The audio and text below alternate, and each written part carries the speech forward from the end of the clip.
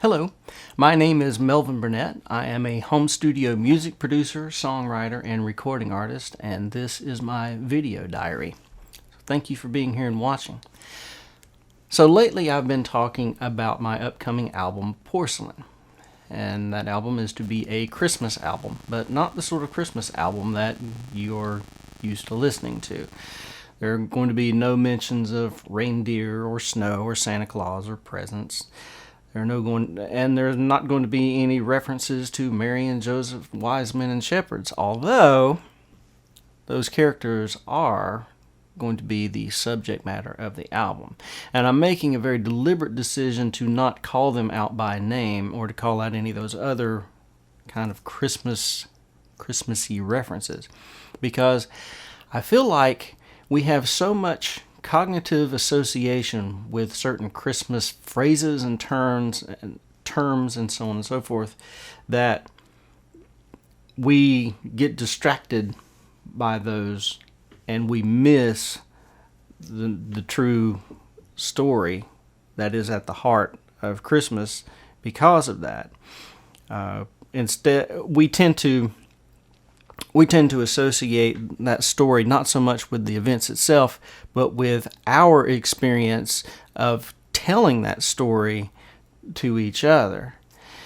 We don't think so much about Mary and Joseph and shepherds as much as we think about, our grandmother or our mom and dad or, whatever telling us that story, or of us participating in Christmas plays at church, those sorts of things.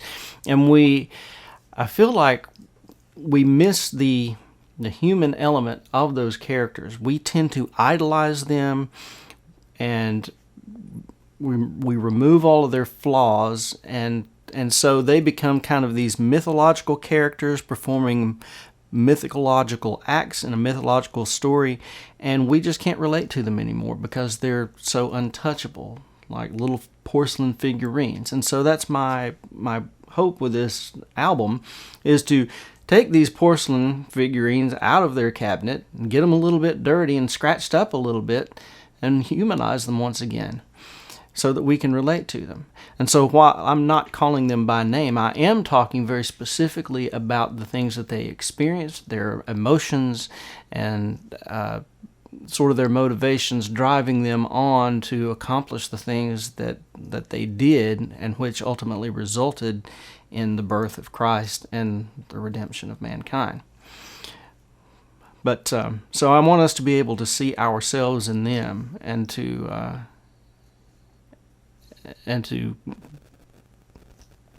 grow spiritually through that knowledge. And so anyway, today I'm talking about Joseph.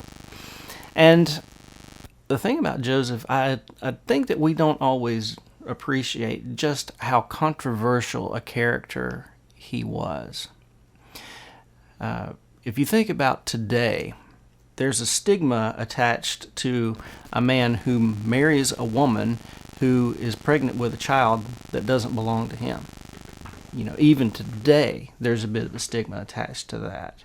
And so if you think about what life would have been like in first century Hebrew culture, that same kind of a stigma would be multiplied. And I'm just thinking about the way that things worked, as I understand them, in that culture, is it was expected that once Mary was found out to be pregnant with a child outside of wedlock, that she could be stoned for that.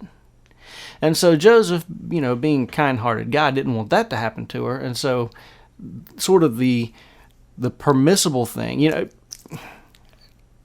his take was to just put it away silently and move on with his life. And that way she wouldn't die. Even taking that approach was an act of rebellion against the culture. He was kind of breaking the rules, because the rules, like rigid justice, said she's a sinner and must be punished for that. So even just him refusing to have her punished was an act of rebellion. But not only did he do that, But he actually went on and married her. Once the angel of the Lord spoke to him and told him to do that, he followed through and he actually married her. And I would imagine that act subjected him to a lot of ridicule and a diminished social standing, because we think, well, but Mary was pregnant with the Son of God. Okay, you're living in the village with Mary and Joseph, and they tell you that story. Are you going to buy it? I don't think so. You're going to assume, like we would today, that Mary just got knocked up somehow, and you probably wouldn't really respect Joseph a whole lot after he married her. You would think that like the respectable thing for him to do was to be done with her because she did him wrong. Have some backbone, man. Stand up for yourself. Don't put up with that. That's the way we would think about that today. And in first century Hebrew culture, I think that impression would be a whole lot more stronger. It wouldn't be just, kind of our own preference, but it would be encoded that that's what you are supposed to do, and a deviation from that is an act of defiance. So I think that that's something for us to pay attention to, is that for Joseph to obey God and for Joseph to be part of God's plan, he had to break the rules. He had to break the rules of tradition. And not only that, is he had to subject himself to ridicule and to, like I said, a loss of his social standing.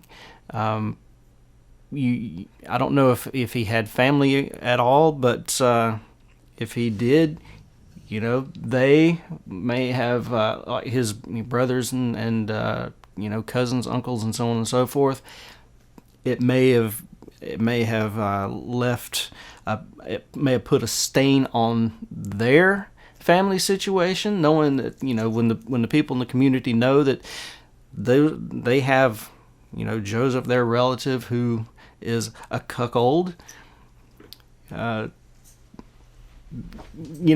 You think that in their society there would be rumors and kind of going around and people talking about them behind their back, and so I think that's something we don't always necessarily realize, is that maybe Joseph a lot of times was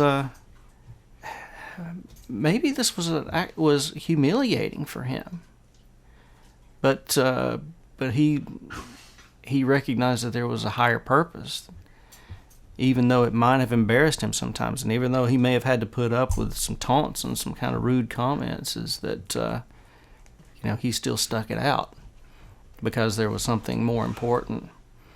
So anyway, I guess that's enough to really say about Joseph for right now. So thank you for listening, and I'll see you next time.